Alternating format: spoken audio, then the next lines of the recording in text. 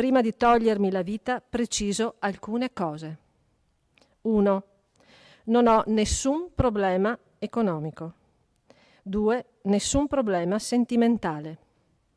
L'atto che mi appresto a compiere è semplicemente dovuto al fatto che non mi ritrovo più nel mondo di oggi, pertanto non ho più alcun interesse a vivere. È una lettera a cuore aperto quella che Vittorio Varniera ha scritto al comune di Roncade prima di togliersi la vita, a quella comunità a cui ha lasciato buona parte dei suoi beni, 600.000 euro tra appartamenti e contanti, risparmi di un'esistenza sempre condotta con estrema dignità e quasi in disparte. Vittorio era una persona distinta, era una persona per bene, sempre pronta con il saluto, una persona anche un po' riservata, sì, ma nulla che lasciava presagire a un gesto simile. Il corpo del 75enne venne ritrovato il 4 settembre 2025 nelle acque scure del Musestre, a ridosso della Treviso Mare, alimentando anche un giallo. Per oltre 48 ore, infatti, quel cadavere restò senza un nome. In un primo momento non si escluse nemmeno una morte violenta, eppure l'incidente. Poi la verità, affidata a 3 pagine scritte fitte, lucide e taglienti, lette nell'ultimo consiglio comunale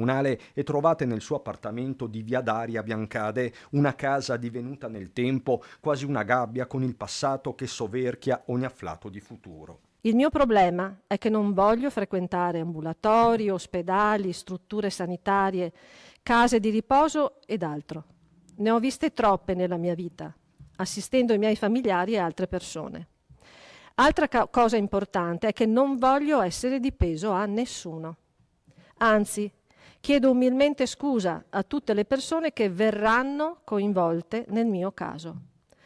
Comunque c'è denaro sufficiente per pagare qualsiasi spesa. Si augura un mondo migliore, Vittorio, in questo momento in cui sta letteralmente impazzendo. Questa è l'espressione usata nel suo congedo. Dei 600.000 euro, oltre 300 andranno alle associazioni benefiche del territorio e a quelli che sono stati indicati come centri per la lotta contro le malattie, con il comune ora chiamato a sciogliere dei nodi burocratici in una storia che di burocratico ha davvero ben poco. È un gesto che ha destato grande impressione in tutta la comunità, ma deve farci anche riflettere, deve farci anche preoccupare come amministrazione, perché capiamo che ci sono tante fragilità che molte volte non si riescono a capire e a interpretare.